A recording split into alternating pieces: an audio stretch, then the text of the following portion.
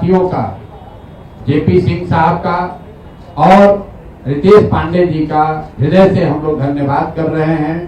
JP Singh ji के बारे में आपको जो बताया गया उसमें एक दो बात मैं ऐड करना चाहूंगा, फिर वो अपना परिचय देंगे। जन स्वराज में हम लोग जो सबसे ज्यादा जिस बात को महत्व देते हैं कि वो लोग जिन्होंने इसी बिहार की व्यवस्था से लड़कर अपने जीवन में कुछ हासिल किया है, उनको हम लोग सबसे ज्यादा उनका सम्मान करते हैं। जेपी सिंह जी एकमा के सरकारी विद्यालय में पढ़े हैं और बता रहे थे कि मैट्रिक तक छपरा भी भैया हम लोग कभी नहीं आए थे।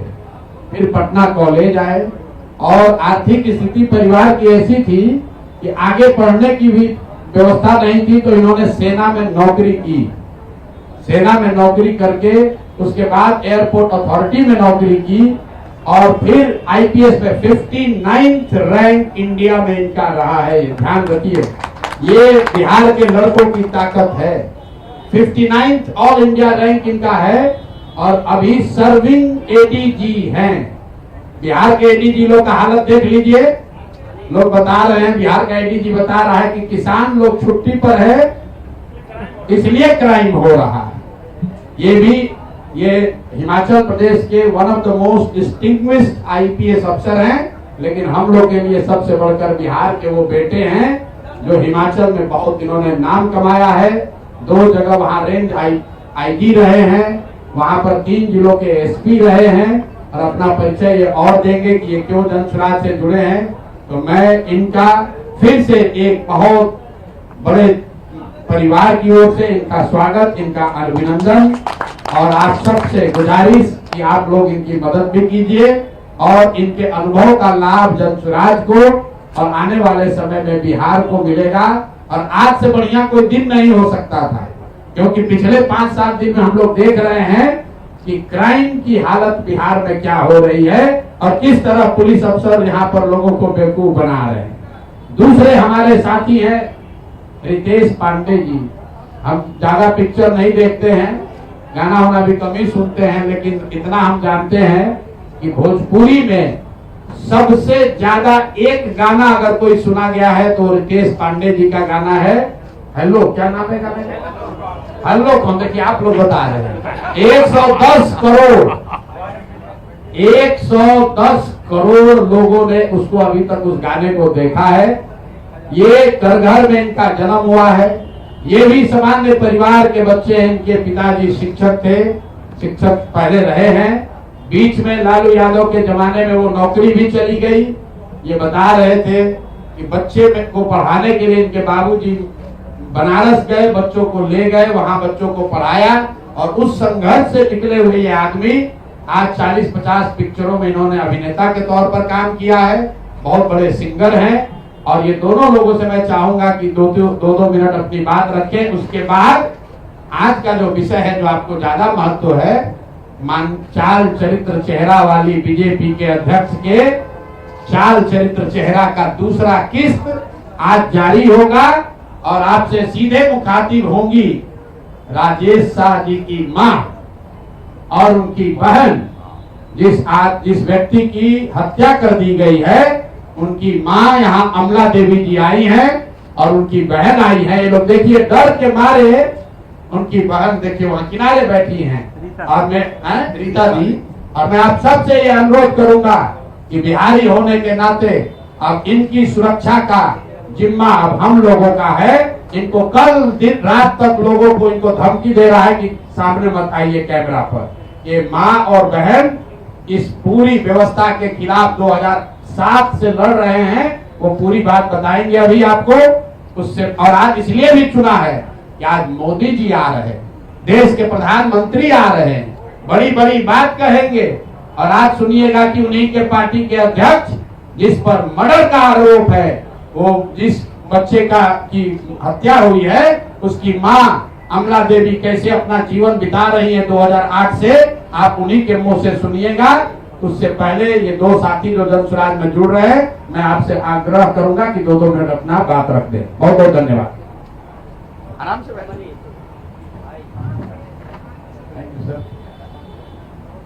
मंच पर विद्यमान सभी विभूतियों का अभिनंदन करते हुए, आप सभी को अभिनंदन करते हुए मैं दो शब्द कहना चाह रहा हूँ।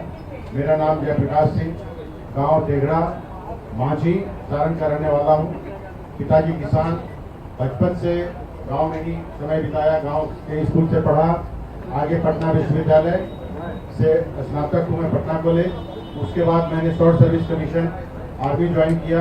पंजाब में आतंकवाद से लड़ा, कारगिल में रहा हूँ, फिर राजौरी में आतंकवाद से लड़ा। उसके बाद में एयरपोर्ट अथॉरिटी में सिक्योरिटी मैनेजर रहा, यूपी सिविल सर्विस में रहा और फिर यूपीएससी दिया। 10-12 साल की सर्विस के बाद मैंने यूपीएससी दिया और प्रथम प्रयास में 59th रैंक आया, हिमाचल कैडर मिला। हिमाचल कैडर का मैं आईपीएस अधिकारी था। हिमाचल कैडर में 25 साल में सर्विस किया हूँ, 3 जिलों में एसपी, 2-3 जोन में मैं आईजी रहा हूँ और वर्तमान में मैं additional director general of police था, जो कि बिहार में डीएमपी है। उसी तरह से वहाँ पर armed police and training vertical कहते हैं, उसका मैं हेड था। भारत सरकार में मैं लखनऊ में रीजनल पासपोर्ट अफसर रहा हूँ और केंद्र सरकार में उस समय मंत्री थे जनरल वीके सिंह, उनका निजी सचिव रहा हूँ, स्किल डेवलपमेंट में डायरेक्टर रहा हूँ और इस तरह से अनेक भारत सरकार में भी 6-8 मंत्रालयों में मुझे काम करने का अनुभव है। इन सर्विस कोर्सेज मैंने ऑस्ट्रेलिया से लेकर IIM लखनऊ से लेकर और कैम्ब्रिज में किया है। तो तमाम शिक्षा के क्षेत्र में भी हमको अनुभव होता रहा बेहतरी का। जहाँ तक सुराज की बात है, जैसे ही इस अभियान का शुरुआत प्रशांत किशोर जी ने किया, मैं उसी समय से मैं फॉलो करने लगा और अभियान जैसे जैसे बढ़ने लगा, मुझे महसूस होने लगा कि संभवतः यह एक युगांतकारी घटना है और बिहार में एक नई शुरुआत हो रही है। मैं राजनीति शास्त्र का विद्यार्थी रहा हूँ, मुझे महसूस होने लगा कि संभवतः ये महात्मा गांधी के दांडी मार्च जैसा है। चले थे गांधी जी कुछ लोगों के साथ, धीरे धीरे कारवां बनता गया और बाद में बहुत बड़ा आंदोलन खड़ा हो गया। तो इस तरह से चंपारण से आपने अपनी शुरुआत की थी और जिस तरह से बिहार को विकसित करने का स्वप्न लेकर आप आगे बढ़े थे, हम लोगों को लगता था, हमारे जैसे अनेक IAS IPS जो बिहार के हैं, जो संघर्षों से आगे बढ़े हैं, उनको लगता है कि हम लोग तो यहाँ से आगे बढ़ के निकल गए लेकिन हमारा प्रदेश पीछे छूट गया। वो दर्द मुझे भी था और मैंने महसूस किया कि चंपारण की धरती से, गांधी जी की धरती से आपने जिस अभियान की शुरुआत किया है और अपनी कंफर्ट जोन से निकलकर, आप भी गांव से निकले हैं और आप यूएन तक का आपका एक्सपोजर है, आपने अनेक लोगों को मुख्यमंत्री बनाने से लेकर प्रधानमंत्री बनाने में कंधा लगाया है। तो ऐसा विजन और अनुभव का आदमी, ऐसा साधन संपन्न आदमी अगर कंफर्ट जोन से निकलकर जाड़ा गर्मी और बरसात में गांव में पैदल घूम रहा है तो जरूर उसके मन में बिहार के लिए भयंकर पीड़ा है। यही पीड़ा मैं भी महसूस करने लगा और मुझे लगा कि मैं भी सारण का रहने वाला हूँ। मेरे पूर्वजों ने मेरा नाम जयप्रकाश रखा है। जयप्रकाश का अर्थ ही होता है त्याग और बलिदान। मुझे लगा कि ये बिहार के लिए ये नई व्यवस्था उदय हो रही है और इसलिए मुझे भी अपने शेयर का सेक्रीफाइस करना चाहिए। इसलिए मैंने फैसला किया कि इस मोड़ पर हम आकर हम नौकरी से त्याग पत्र दें और अपनी मातृभूमि के लिए, अपनी बेटी के लिए हम जो कुछ भी कर सकते हैं, प्रशांत जी का हाथ मजबूत करना है। और इसलिए सब कुछ मैं छोड़कर, आप समझ सकते हैं आज के समय में छोटी छोटी नौकरियों को पाना कितना मुश्किल है। ऐसे में ये कठिन फैसला था, लेकिन मुझे लगा कि यही मुझे अपने नाम को सार्थक करने का समय है और अपनी मिट्टी का कर्ज चुकाने का समय है। अब आगे से हम पूरी तरह से बिहार के लिए काम करेंगे और इस विजन के साथ पूरी तन्मयता से, तन मन धन और मन वाणी और कर्म से हम पूरी तरह से संकल्प लेकर अपने को समर्पित कर दिया हूं और आज से मैं ये ज्वाइन किया हूं। मुझे इस बात की खुशी है, गर्व है कि मुझे इस विजन के साथ ज्वाइन करने का मौका प्रशांत जी ने दिया है और जो सीनियर पदाधिकारियों ने दिया है। मैं जन स्वराज परिवार का, शीर्ष नेतृत्व का सबका आभारी हूं और मैं आपको आश्वासन देता हूं कि मैं पूरी निष्ठा से, पूरे लगन से जन स्वराज के उद्देश्यों की पूर्ति के लिए मैं समर्पित रहूंगा। आप सभी का बहुत बहुत धन्यवाद।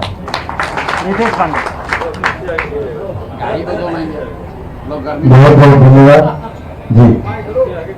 वही से शुरू कर लो। पहले तो आदरणीय प्रशांत जी के विचारों से प्रभावित होकर हम इस नेक विचारधारा की पार्टी से जुड़े हैं। आप सभी के आशीर्वाद से हमें भारत के कई राज्यों में जाकर काम करने का मौका मिला है।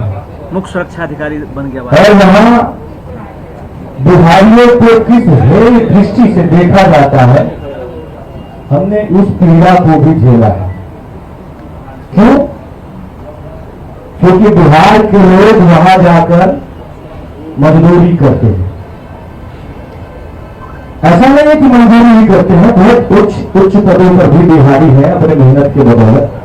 लेकिन आज से पहले की सरकारें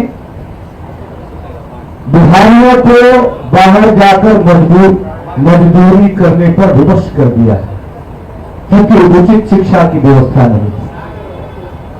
तो जो इस सिस्टम को बदलने के लिए निकले हैं आदरणीय प्रशांत जी, हम लोग उनके साथ हैं। 4 लाइनों के माध्यम से मैं अपना समर्थन व्यक्त करता हूं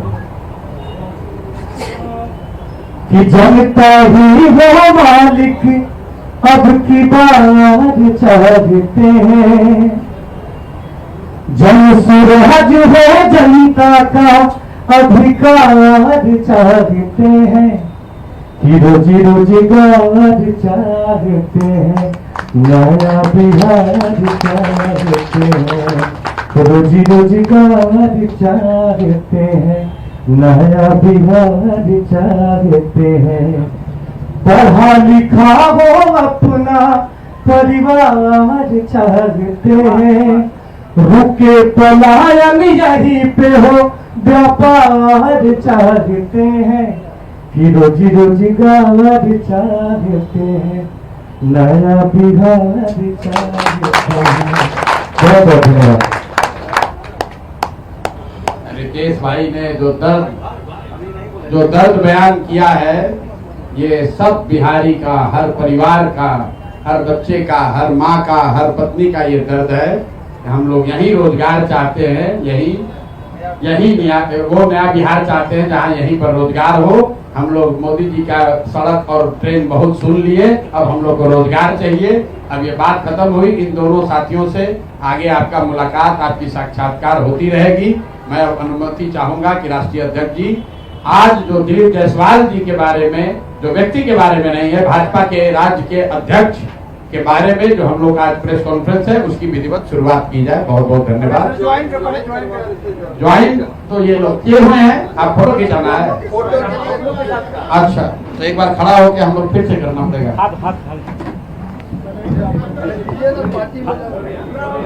पहने हुए हैं, हाथ उठा लीजिए। अरे ये लोग दिल से, भैया सिराज में लोग दिल से जुड़ता है, गमछा पहन के नहीं जुड़ता है। नौकरी आप गमछा के लिए थोड़े छोड़ते हैं, यहाँ सन्यासी के नौकरी के लिए मारा मारी आए वो नीतीश जी के लिए।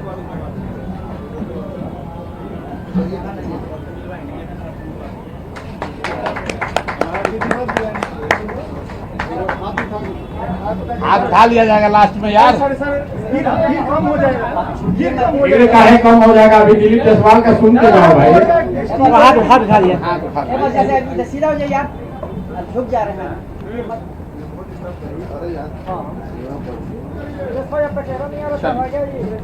सर आपका चेहरा नहीं आ रहा सर। अरे भाई चेहरा आ गया सर। अब आ गया। आप जो लोग चेहरा छुपा कर बैठे हैं उनके बारे में सुनिए। अमला जी को इधर लाइए, जरा उनकी माता जी को इधर लाइए, माता जी को इधर कीजिए, तो जहाँ सिस्टर बैठी उनको वहीं बैठे रह दीजिए।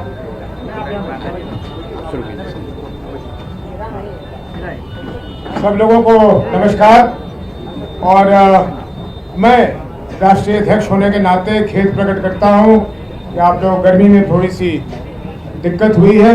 प्रयास करेंगे कि आगे से कुछ बेहतर इंतजाम किया जाए, लेकिन जगह की कमी है, इसलिए मोटे तौर पे ऐसा चलेगा।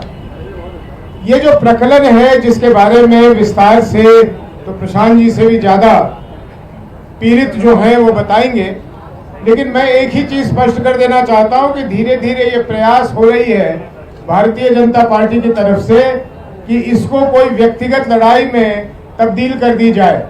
मैं स्पष्ट कर देना चाहता हूं, हमारा जो ये मुद्दा उठाना है ये 2 स्तर पे है। और पहला स्तर भारतीय जनता पार्टी से हमारा प्रश्न है कि आप जो चाल चरित्र चेहरा की बात करते हैं, उस चाल चरित्र चेहरा में ऐसे व्यक्ति बिहार जैसे राज्य के आपके अध्यक्ष कैसे हो सकते हैं, जिन पे तरह तरह के संगीन आरोप लग रहे हैं, जिसने अपने पैसे और ताकत के बल पर लोगों को डराया है, धमकाया है और संगीन अपराध किए हैं, ऐसा व्यक्ति उनको किस तरह मंजूर हो सकता है अपने प्रदेश अध्यक्ष के रूप में। और हम ये भी जानते हैं कि उनके प्रदेश अध्यक्ष हटाए नहीं जाएंगे, क्योंकि इस नए भारतीय जनता पार्टी में 2014 के बाद जो भारतीय जनता पार्टी है उसमें जिम्मेदारी लेने की कोई रीत रिवाज नहीं है। वो पुल गिर जाए, सड़क गिर जाए, हवाई जहाज गिर जाए, ट्रेन के सैकड़ों एक्सीडेंट हो जाए, आंतरिक सुरक्षा के ऐसे ऐसे मामले हो जाए जिससे देश को करीब करीब बाध्य होना पड़े पड़ोसी मुल्क से युद्ध करने का, लेकिन यहां कोई जिम्मेदार नहीं है। आज स्वर्गीय लाल बहादुर शास्त्री जी को जरूर कहीं ना कहीं कष्ट हो रहा होगा। वो ट्रेन नहीं चला रहे थे कि ट्रेन की एक्सीडेंट से उन्होंने इस्तीफा दे दिया। आज स्वर्गीय माधवराव सिंधिया जी को जरूर कष्ट हो रहा होगा कि वो प्लेन नहीं उड़ा रहे थे, लेकिन प्लेन की दुर्घटना से उन्होंने इस्तीफा दे दिया। आज शिवराज पाटिल जैसे व्यक्ति को भी दुख हो रहा होगा कि बंबई में जो हुआ उसकी नैतिक जिम्मेदारी लेते हुए वो गृह मंत्री के पद से उन्होंने इस्तीफा दिया। लेकिन भारतीय जनता पार्टी में परिपाटी नहीं है, मोदी जी के भारतीय जनता पार्टी में परिपाटी नहीं है, कोई जिम्मेदार किसी चीज का नहीं है। तो पहले तो हमें उत्तर चाहिए कि आज जो मोदी जी मोतिहारी आ रहे हैं, तो क्या वो ऐसे व्यक्ति के साथ मन साझा करना चाहेंगे, ऐसे प्रदेश अध्यक्ष को अपने बगल बिठाना चाहेंगे? अगर चाहेंगे तो बिहार के लोग देखेंगे कि ऐसे रंगे हुए व्यक्ति जिसपे एक से एक संगीन आरोप हो, उसमें उसके बगल बैठकर मोदी जी बड़ी बड़ी बातें करेंगे। और जैसा प्रशांत जी ने ठीक कहा, शायद कोई सौगात वौगात भी दे के जाए कि कुछ और श्रमिकों के लिए ट्रेन चला दे, कुछ सड़क या पुल का निर्माण करवा दे, लेकिन मूल प्रश्न पे नहीं आएंगे कि यहाँ से पलायन कब रुकेगा, यहाँ रोजगार कब बढ़ेगा, यहाँ भ्रष्टाचार कब कम होगा, यहाँ शिक्षा कब बढ़ेगी, ये उनको चिंता नहीं है। हमारा दूसरा जो स्तर है इसका, वो व्यक्तिगत स्तर आ जाता है। क्यों? क्योंकि जन स्वराज पार्टी की ये नीति है कि हम एक न्याय संगत व्यवस्था चाहते हैं, और न्याय संगत व्यवस्था के अंतर्गत कोई भी पीड़ित अगर हमारे पास मदद के लिए आएगा तो हम अपनी पूरी ताकत से प्रयास करेंगे कि उसकी मदद की जाए। और इसी क्रम में वो सरदार मोलेश्वर सिंह जी के परिवार के सदस्य हों या राजेश जी के लोग हों, उनकी माँ और बहन हो, उनकी बहन और उनकी माँ की जितनी तारीफ की जाए कम है कि इतने ताकतवर व्यक्ति के सामने भी, वो दिलीप जायसवाल के सामने भी ये पिछले 22-23 साल से अपने भाई और अपने बेटे के लिए न्याय मांगते घूम रहे हैं। इन दो बातों पर आज चर्चा होगी, हम लोग अपनी बात रखेंगे। बहुत बहुत धन्यवाद। धन्यवाद राष्ट्रीय अध्यक्ष साहब का। और मैं चाहूंगा कि अब आप लोग एक बार अपना अपना कैमरा इस बूढ़ी माँ अमला देवी की ओर घुमाइए और इनके चेहरे के पीड़ा को देखिए। इनका बच्चा, इनके 6 बच्चे हैं और ये लोग बहुत गरीब घर के लोग हैं। इनके पति वहां साधारण छोटा मोटा व्यापार रोजी रोजगार करके अपना जीवन चलाते हैं, परिवार चलाते थे। 2007 में इनके घर के बगल में सरस्वती शिशु मंदिर के एक विद्यालय से जुड़ा हुआ रोड और रोड के इर्द गिर्द जमीन के खरीद बिक्री को लेकर विवाद शुरू हुआ। इनका एक लड़का राजेश था, उस समय उसने वहां लोकल लोगों के साथ मिलकर उसका विरोध किया। दिलीप जायसवाल जी वहां 10 एकड़ जमीन कब्जा करना चाहते थे, खरीदना चाहते थे, लोगों से जबरदस्ती करना चाहते थे। जैसा कि इन लोगों का कहना है कि इनके लड़के ने उसका विरोध किया, पहले उसको धमकी मिली, पीछे हटने की बात कही गई और फिर 2007 में एक दिन उसका एक दोस्त दुर्गा पूजा की तैयारी के नाम पर उसको घर से मोटरसाइकिल से पकड़ बैठाकर ले गया, इन सब के सामने ले गया। और फिर इनको खबर मिलती है कि एक भीड़ ने उस बच्चे को, इनके बेटे को घेर कर पीटा है और इतनी बुरी तरह पीटा है कि वो ऑलमोस्ट मरणासन हो गए और उनको किसी सरकारी अस्पताल में नहीं ले जाया गया, वो कहीं सरकारी अस्पताल में नहीं गए। उस व्यक्ति को उठाकर दिलीप जायसवाल के नियंत्रण वाले एमजीए माता गुजरी देवी कॉलेज में, मेडिकल कॉलेज में ले जाया गया।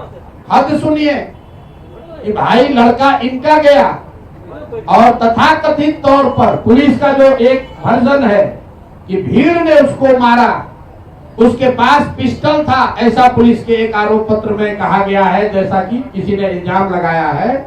वो बच्चा 50 उसको 100 लोग रोड पर मारते रहे, लेकिन उसके हाथ में पिस्टल है, उसने पिस्टल नहीं चलाया। और पुलिस को इसकी सूचना किसने दी? पुलिस के खुद के रिकॉर्ड के हिसाब से दिलीप जायसवाल ने खुद पुलिस को बताया कि एक भीड़ यहाँ पर है जो उनके घर से 2 किलोमीटर दूर है। देखिए कितने बड़े समाज सेवी हैं, कितनी चिंता उनको है। भीड़ एक बच्चे को मार रही है, एक युवक को मार रही है। पुलिस को सूचना दिलीप जायसवाल ने दी, उस बच्चे को वहां से दिलीप जायसवाल के मेडिकल कॉलेज में भर्ती कराया गया, राजेश शाह को। उसके बाद 2 दिनों तक ये पूरा परिवार, ये इनके शब्दों में अभी आप सुनिएगा, ये लोग छटपटाते रहे कि हमको हमारे बच्चे से एक बार मिला दीजिए।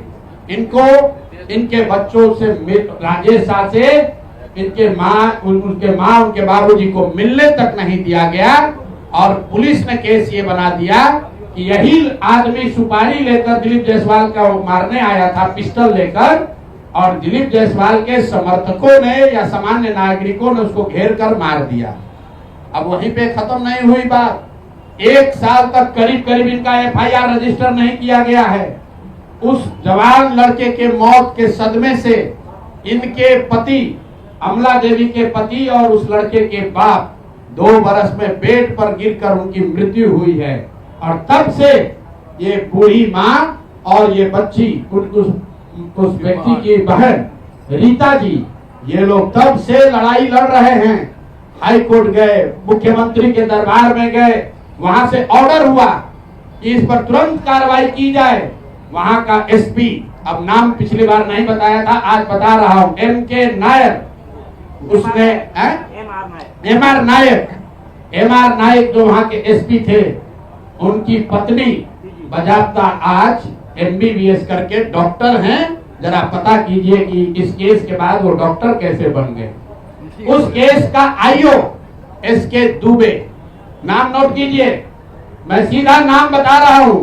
SK दुबे जो केस का IO था, रिटायर होने के बाद दिलीप जायसवाल के मेडिकल कॉलेज में चीफ सिक्योरिटी अफसर के तौर पर उसने बाकायदा काम किया। और आप कहते हैं कि आपका कोई इसमें भूमिका नहीं है, आपकी कोई भूमिका नहीं है, कोई देखने वाला नहीं है। ये लोग जब कहीं न्याय नहीं मिला तो मुख्यमंत्री के दरबार में आए। मुख्यमंत्री के यहाँ से DGP ने फोन करके SP को बताया कि भाई तुम इतना गलत काम कर रहे हो, तुम, इनके जो शब्द हैं कि तुम FIR नहीं रजिस्टर कर रहे हो। SP ने बुलाया और अभी आप सुनिएगा उस लड़की से, उस राजेश शाह की बहन से, कि SP अपने सामने इनको बैठाकर इनका जो वर्जन है कि किसी अपराधी को इतना मार रहा था ताकि ये डर जाए, और फिर आकर कहा, जैसे आप पिक्चर में देखते हैं कि जिसको डराना होता है उसको उसके अगल बगल में किसी को बुला के मारता है पुलिस। तो ये बता रही थी कि SP ने इनके सामने किसी अपराधी या किसी बंदी को मारा और मारने के बाद इनको ज्ञान दिया कि अरे तुम शादी उदी करो, अपना काम करो, ये सब कहाँ चक्कर में आप पड़ी है। और केस को फाइनल इन लोगों ने कर दिया। फिर ये लोग हाई कोर्ट गए, इनके हिम्मत की आप दाद दीजिए, हमारी आपकी हिम्मत टूट जाएगी। 2008 से ये महिला दोनों अकेले लड़ रही हैं और कोई बिहार में इनके साथ खड़ा होने को तैयार नहीं है। ये लोग हाई कोर्ट गए और हाई कोर्ट का निर्णय अभी मैं आपको सुना रहा हूं। हाई कोर्ट ने कहा है कि CID को इसको जांच करके तुरंत इस मामले का निपटारा करना है, और अभी तक उसका कोई खोज खबर नहीं है। पुलिस रिकॉर्ड में कहीं नहीं है कि राजेश शाह की मृत्यु कैसे हुई, भीड़ के मारने से हुई कि अस्पताल में पॉइजन देने से हुई कि कार्डियक अरेस्ट से हुआ। किसी को पोस्टमार्टम की रिपोर्ट किसी के हाथ में नहीं है।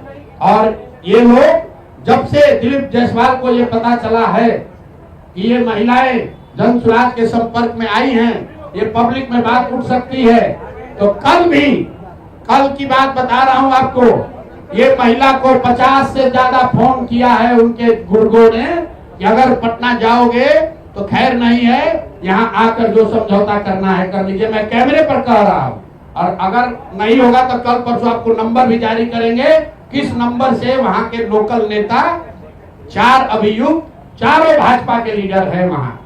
अभी एक आदमी तो अभी 2024 तक भाजपा का जिला अध्यक्ष था, नामजद अभियुक्त है, कोई पुलिस कार्रवाई नहीं कर रही है। और मोदी जी आकर यहाँ लंबा लंबा बात फेंकेंगे। अरे भाई, अपने राज्य के अध्यक्ष से, दिलीप जायसवाल से पूछो तो सही कि ये मर्डर का अपराध आप पर केस है कि नहीं है। कॉलेज कब्जा करने की बात भी तो कहता है कि वो मौलेश्वर सिंह का कॉलेज हमको कोर्ट से डिग्री है, इसमें कौन सा कोर्ट से डिग्री है। तो मैं अभी चाहूंगा कि 2 मिनट पहले आप अमला देवी, पहले उस महिला का जिगर जो है वो देखिए कि कितना मजबूत जिगर है कि उसने कहा कि हम अपने बच्चे के खून से समझौता नहीं कर सकते हैं, चाहे जितना आप डरा लो, जितना लालच दे दो, मैं मानूंगी नहीं। तो मैं चाहूंगा कि अमला देवी जी अपना बताएं अपने शब्दों में कि इनके साथ क्या हुआ है और कैसे इस व्यवस्था ने इनके साथ अन्याय किया है। बहुत बहुत धन्यवाद। बताइए माता जी।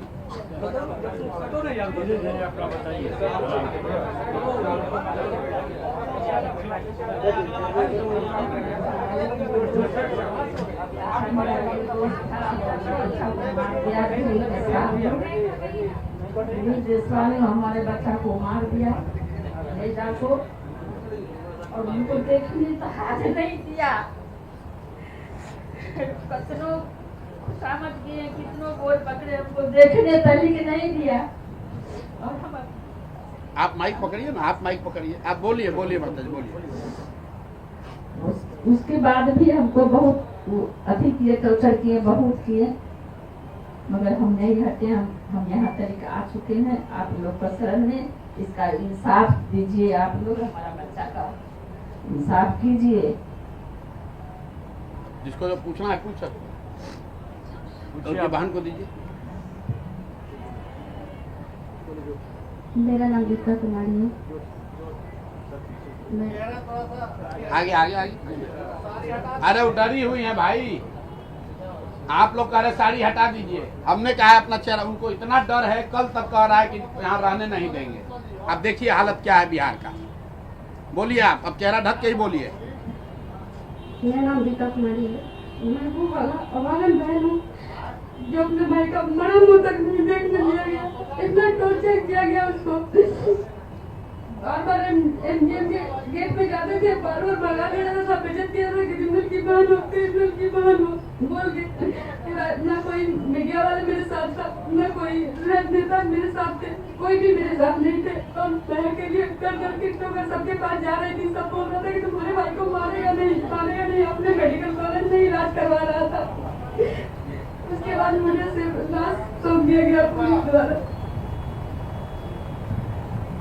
चलिए अब जिनको सवाल पूछना है पूछने दीजिए। मंत्री से आप मिले तो नीतीश कुमार जी आपसे मिले, नीतीश कुमार जी क्या बताए थे आपको? बोले थे कार्रवाई होगी। नीतीश जी से कब मिले थे बताइए। नीतीश जी कब मिले थे? कितना दिन पहले मिले थे आप मुख्यमंत्री? कितना दिन पहले नहीं, 15 साल पहले मिले। 15 साल पहले, एसपी साहब का घटना 2007 का, 2007 की घटना है। 15/10/2007 एसपी साहब से मुलाकात हुई तो एसपी साहब ने क्या कहा था? जी, एसपी साहब मेहमान आए थे उस समय। जब उनके पास गए, 2-3-4 बार गए, बोले कि मेरा केस FIR दर्ज कर लीजिए, नहीं हो रहा एप्लीकेशन लेके बार जा रहे थे। तो मेरे सामने ही 2-4 लोगों को मार के मुझे डराने की कोशिश कर रहे थे, और लेकिन मेरे अंदर जो कुछ खोल रहा था वो हम आपको बता नहीं सकते। हम तो लड़की थे, लड़का होते तो शायद उसी समय दिल्ली से मार दिया होते, लेकिन हम मजबूर थे, मेरे साथ कोई नहीं था। वो हमको बोले कि शादी ब्याह कर लो, तो ये सब केस लगने से कोई काम थोड़ा ना होता है। हम बोले आप मेरी शादी करवाइए, तो मुझे डांटने लगे और बोले इसको बाहर करो। एसपी साहब बोले जी, मैनेज करने के लिए भी बोला जा रहा था आपको? जी बहुत बार बोला गया। सीआईडी का केस गया था तो उसके बाद कुछ कार्रवाई हुई थी क्या? जी नहीं, कोई कार्रवाई नहीं हुई। सीआईडी जब गए थे तो सीआईडी को उनके यहाँ ही बुला करके वो अपने कमरा उमरा दिलवाए थे, और सीआईडी को वहीं पे सारे मेरे मोहल्ले के लड़कों को बुला करके वहीं पे दवाई दिलवाए थे। क्या धमकी मिल रहा है रिपोर्ट में कुछ कहा गया था, दिया ही नहीं गया पोस्टमार्टम की रिपोर्ट। मुझे तो बहुत बोली जो तुम्हारा एक भाई का जो शुरू हुआ है वही दोनों और भाई का हो जाएगा। फोन करके ये बात आपको मुझे बहुत सारे सुशांत गोप है, दीपक श्रीवास्तव है, राकेश झा है। प्रशांत किशोर के साथ आप आई हैं तो आपको क्या क्या धमकी मिल रहा है कि मत जाओ पटना में, प्रशांत किशोर के पास मत जाओ, क्या क्या फोन करके धमकी? ऐसा बोला गया कि मीडिया के सामने आप न जाए। मीडिया के सामने नहीं जाए। जी अभी प्रशांत किशोर के पास आई हैं, उम्मीद है आपको न्याय का? जी पूरा उम्मीद है। चलिए हो गया। सरकार तो इसमें देखिए, हमारे आपके लिए सवाल जवाब की बहुत आसान है। हम लोग के साथ पूरा प्रशासन है, अपनी ताकत है। दो महिलाएं जो अपना जीवन यापन किसी तरह चला रही हैं, आप समझिए 25 साल से ये लोग लड़ रहा है, कितनी हिम्मत इन्होंने की होगी तो आज यहाँ आए हैं। और आज ये देखिए बिहार की बात हो रही है, इस महिला की हिम्मत नहीं हो रही कि अपने चेहरे से नकाब हटाए। इतना भय है किस आदमी का, जो भाजपा का यहाँ का राज्य का अध्यक्ष है। ऐसे लग रहा है कि कोई क्रिमिनल सिंह की लड़ाई है। आप कह रहे हैं, हम लोग कह रहे हैं आप चेहरे से नकाब हटाइए, क्यों नहीं हटा रही हैं? इतना भय है उस व्यक्ति का कि अब जब ये जान रहे इनका पहचान तो रहा ही है, लेकिन एक मन में है कि अगर हम चेहरा छुपा के रहे, क्योंकि वहां इनको रहने भी इनका मुश्किल किया हुआ है। और आपके माध्यम से बता दे रहे हैं, अगर इनकी सुरक्षा को कुछ हुआ, इनको परेशान किया गया, तो पूरा बिहार का आदमी इनके खिलाफ खड़ा होगा, इनको छोड़ेंगे नहीं। ये जो समझ रहे हैं, ये बताइए, दो महिलाओं को इस तरह से परेशान कर रहा है, ये बेचारी बोल तक नहीं पा रही, ये लोग बोल तक नहीं पा रहा है। और 2008 से पुलिस वाला बैठ के एसपी इनको कह रहा है कि शादी ब्याह कर लो, सब केस करने से क्या होता है, और कोई पूछने वाला नहीं है, इसलिए इनके सामने लाए। और मोदी जी आकर बड़ा बड़ा बात करेंगे यहाँ पर। भाजपा का सब आदमी, पिछला प्रेस कॉन्फ्रेंस हुआ था उसके बाद से अभी तक जवाब नहीं दिया, कह रहा मुंह बंद है। आप लोग अब जितने पत्रकार है, कोई भाजपा का एक शब्द बोला, कोई डर के मारे नहीं बोल रहा, अगर बोलेगा फिर फंसेगा। और इस मामले में हम लोग, जैसा मैंने आपको पहले कहा है, दिलीप जायसवाल की बात नहीं है, जैसा कि राष्ट्रीय अध्यक्ष जी ने बताया, ये इस व्यवस्था का बात है कि इस राज्य के सबसे बड़े पार्टी होने का दावा करने वाला दल, उसका अध्यक्ष जो यहाँ पर अभी मंत्री था, वो इस तरह के हीनस क्राइम में उस आरोप है उस पर, और वो आरोप का जवाब देना भी अपनी जिम्मेवारी नहीं समझता है। और इसके बाद अगली किस्त में जारी करेंगे कि बिहार के कौन कौन नेता और उनके बच्चे, उनके परिवारजन उसी मेडिकल कॉलेज से बिना टेस्ट दिए, बिना परीक्षा दिए मेडिकल का डिग्री लेकर निकले हैं, वो किस्त भी जारी होगी। दिलीप जायसवाल और भाजपा का ये चाल चरित्र चेहरा छुपने वाला नहीं है, जन स्वराज इसको छुपने नहीं देगा। राजद वाले लोग एक जवाब नहीं दिया अभी तक, राजद वाला भी नहीं बोल रहा है। जब हमने आपको कहा, आप लोगों ने खुद वीडियो देखा, राबड़ी देवी हंस के कह रही हैं विधानसभा में कि दिलीप जायसवाल तो हमारे भाई हैं। विधानसभा के जो चेयर पे, अध्यक्ष के चेयर पे बैठे हैं, पूछे आपके भाई हैं? हाँ, हमारे तो भैया हैं। अरे भाई, तुम पूरा बिहार को कहते हो कि तुम भाजपा से लड़ रहे हो, और भाजपा का अध्यक्ष जिस पर इस तरह का संगीन आरोप है, उसको तुम अपना मुंहबोला भाई बनाए हुए हो। तो आप और जनता बिहार की देख ले कि राजद और भाजपा में कितना दोस्ताना संबंध है। आपको हमको लड़ाता है, हिंदू मुसलमान बनाता है, और आपस में मुंहबोले भाई बनकर सबको लूट रहा है। दिलीप जायसवाल के कॉलेज से दिलीप जायसवाल भी लूट रहे हैं, और उसमें राजद के लोग का भी नौकरी और लग रहा है, उनमें उनके बच्चे बिना एडमिशन टेस्ट के मेडिकल डॉक्टर भी बन रहे हैं, और कोई सवाल पूछने वाला नहीं है। आज का दिन मोदी जी आ रहे हैं, मोदी जी की टीम, भाजपा के लोग ये बताएं कि क्या ऐसे व्यक्ति के साथ मोदी जी मन साझा करेंगे, और अगर करेंगे तो इन दोनों महिलाओं को, आपने कहा है बेटी बचाओ बेटी पढ़ाओ, तो ये बेटी को कौन बचाएगा? रीता शाह को कौन बचाएगा? आप बताओ, जो यहाँ पिछड़ों की राजनीति करते हैं, ये पिछड़ा है कि अगड़ा है? बताओ बताओ कौन है ये? तुम कहते हो हम वंचित की लड़ाई करते हैं, हम गरीब की आवाज बनते हैं। ये कौन टाटा बिरला है, ये कौन अगले हैं? मेरे भाई, तुम लोग किसी के नहीं हो, तुम लोग सिर्फ अपना और अपने बच्चों का हित देख रहे हो। समाज में ये महिलाएं उदाहरण के तौर पर खड़ी हुई हैं। हर जिले में, हर गांव में, हर पंचायत में इस तरह का बिहार में अन्याय हो रहा है और उस बात को दबाया जा रहा है। इसीलिए जन स्वराज ने बात को उठाया है। अब आपके जो सवाल है, आप सवाल कर सकते हैं। लगता है कि तरीके से बिहार के अधिकारी टिप्पणी आती है किसानों पर, उसके बाद तो लगता है कि महिलाओं को न्याय मिल पाएगा। भाई, पुलिस वाले क्या टिप्पणी कर रहे हैं? अच्छा, एक मिनट, गिरी जी कुछ अपना लीगल बताना चाह रहे हैं, सुन लीजिए। एक बात मैं आपका पूरी कर दूं। अब आप देखिए कि बिहार में कानून व्यवस्था की स्थिति क्यों खराब है। यहाँ के एडीजी लॉ एंड ऑर्डर ये कह रहे हो, डीजीपी, कि चूंकि अभी खेती किसानी का काम नहीं है, कम है, इसलिए क्राइम बढ़ा हुआ है। ऐसा बेवकूफी भरा बयान मुझे नहीं लगता है कि पूरे देश में किसी आईपीएस अफसर ने कभी दिया होगा। इसका मतलब ये है कि आप ये कह रहे हैं कि जब किसान मजदूर खेती नहीं करता है तो वो कॉन्ट्रैक्ट किलिंग करता है। यही तो आप कह रहे हैं कि जब खेती में लोग व्यस्त हो जाएंगे, हाँ, तो बारिश होगा तो क्राइम कम हो जाएगा, लोग अपना काम में लग जाएंगे। तो भैया, जब बारिश और खेती पर ही क्राइम है तो तुम काहे के लिए सैलरी ले रहे हो? तुम भी छोड़ दो। बारिश जब होगी तो क्राइम कम होगा, बारिश नहीं होगा तो क्राइम बढ़ जाएगा। अगर उन्हीं, तो फिर काहे सैलरी ले रहे हो? काहे गरीब जनता के टैक्स के पैसा पर अय्याशी कर रहे हो? ये इन्हीं लोग का इनका ये रवैया, इनकी सोच है जो बताता है कि बिहार में स्थिति क्यों है। हर साल जुलाई के महीने में क्राइम बढ़ जाता है, उनका कहना है। अरे छोड़ो ना यार, कितना दिन से अभी बने हैं? अभी पिछला जुलाई में थे डीजीपी, डेटा ज्यादा देखे हैं। पिछला 3-4 बरस सच्चाई ये है कि पूरा पुलिस प्रशासन यहाँ पर शराब और बालू से, माफिया से वसूली में लगा हुआ है। उसको फुर्सत कहाँ है ये क्राइम और लोगों की सुरक्षा देखने का? कोई मंत्री विधायक क्यों नहीं मारा जा रहा है? उसके पीछे 100 पुलिस वाला आगे पीछे घूम रहा है। सामान्य आदमी को कोई घुस के मार दे रहा है? ये सारा पुलिस प्रशासन, इनका सिर्फ एक ही लक्ष्य है, हर थाना पर पैसा बांधा है। बालू का कितना ट्रक जा रहा है उस पर पैसा लो, कितना शराब पकड़ा है उससे पैसा लो, कितना शराब का माफिया यहाँ काम कर रहा है उससे पैसा लो। पैसा कमाने से फुर्सत होगा तब ना लॉ एंड ऑर्डर देखेगा। जुलाई या जून करने की बात है भाई। क्राइम का जो डेटा है ऑनलाइन उपलब्ध है, उसमें कोई ऐसा मंथली वेरिएशन नहीं है जो ये बता रहे हैं। और अगर मंथली वेरिएशन है भी तो भी कहा गया है कि एक महीना में पुलिस पर कोई दोष नहीं दिया जाएगा जितना भी क्राइम होगा।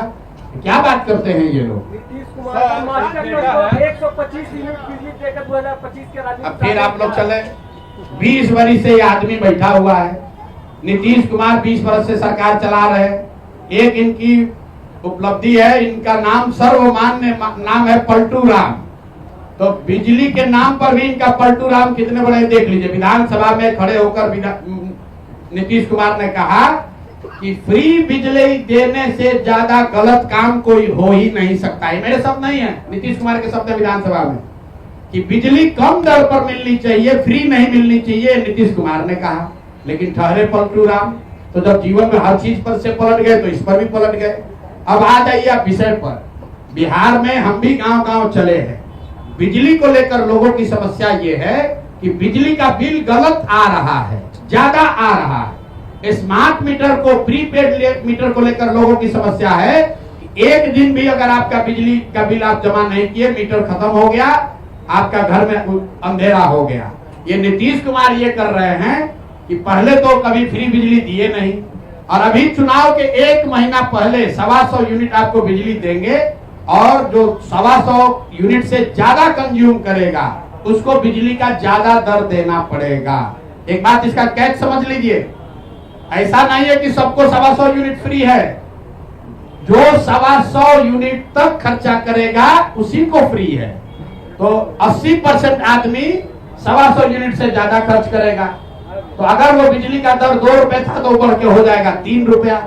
और जो कुछ लोग हैं जो 125 जिनको फ्री मिलेगा, उनको स्मार्ट मीटर है, वो बेचारा अपना रिचार्ज नहीं करा पाएगा, तो उसको मिलेगा कैसे? तो इसका कोई फायदा नहीं है। ये लॉलीपॉप दिखाने से कुछ नहीं होगा। अब कोई मानने वाला नहीं है। नीतीश कुमार का कहानी हो गया है खत्म। सर, एक डेटा है 60,000 बिहार में पुलिस बल है, जिसमें 30,000 महिला है, और उसमें भी 18,000 जो पुलिस है वो नेताओं के सुरक्षा में है। तो कहीं ना कहीं 12,000 सही मुद्दा आप नीतीश कुमार से या डीजीपी से काहे नहीं पूछ रहे हो? आप बताइए, आप हमसे पूछ रहे हैं। हम तो हमारे सुरक्षा में तो एक भी पुलिसकर्मी नहीं है। जन सुराज के किसी नेता के साथ एक भी सुरक्षा कर्मी नहीं है। हम लोगों ने आज तक इतने क्राइम बढ़ने के बाद भी आज तक प्रशांत किशोर ने या हम लोगों ने लिखकर कभी सुरक्षा की ना मांग की है ना आगे सुरक्षा मांगेंगे। जब बिहार की जनता नहीं सुरक्षित है तो हमको पुलिस लेकर चलने से क्या फायदा है? आप लोग रोज कवर कर रहे हैं जन सुराज को। आप बताइए हमारे साथ अगर एक भी पुलिस हो तो। बिहार की पुलिस बिहार की जनता के सुरक्षा के लिए होना चाहिए, नेताओं के सुरक्षा के लिए नहीं। प्रशांत जी, मुद्दे वाली बात कर ले। मुद्दे की बात की हाई कोर्ट ने जब सीआईडी का ये दिया था इंक्वायरी करने के लिए, तो इंक्वायरी कहां तक पहुंची है? आप बताएंगे ये गिरी जी। अब की बात करें। इन दोनों महिलाओं से भी मैंने ये पूछा, अभी तक इनको जानकारी नहीं है कि पोस्टमार्टम रिपोर्ट में क्या आया। और दूसरा, हाईकोर्ट ने निर्णय दिया कि सीआईडी को इसको तुरंत करना है। अभी तक सीआईडी का क्या रिपोर्ट है किसी को मालूम नहीं है। मैं चाहूंगा कि गिरी जी एक लाइन वो जो कोर्ट का जजमेंट है आपको बता दें। हाईकोर्ट का जो जजमेंट है अपने जगह पर अभी भी सही है। उस जजमेंट को कोई ऊंचा अदालत ने तोड़ा नहीं है।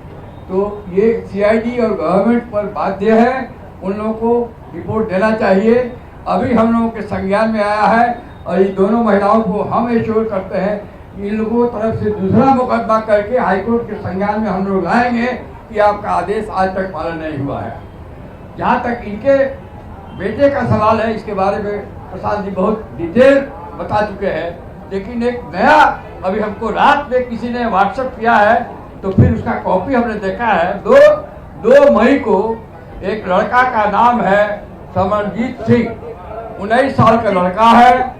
उसका मर्डर इन्हीं के इनका विद्यार्थी था, इन्हीं के मेडिकल कॉलेज में उसका लगता है कि मर्डर कर दिया गया है। और मैनेजमेंट के लोग जिसमें जायसवाल जी भी शामिल है, इन लोगों ने मिलजुल करके इसको यूडी केस लिखा दिया है। पंजाब का रहने वाला लड़का है। हम लोग इस पर जरा अभी इसका इन्वेस्टिगेशन कर रहे हैं। अगला प्रेस कॉन्फ्रेंस में इसको आपको डिटेल, इसका पीएम रिपोर्ट वगैरह देख के आपको डिटेल बताएंगे। लेकिन गिरी सर सीआईडी स्टेट के अंदर में आती है, क्या भरोसा है कि सीआईडी नहीं?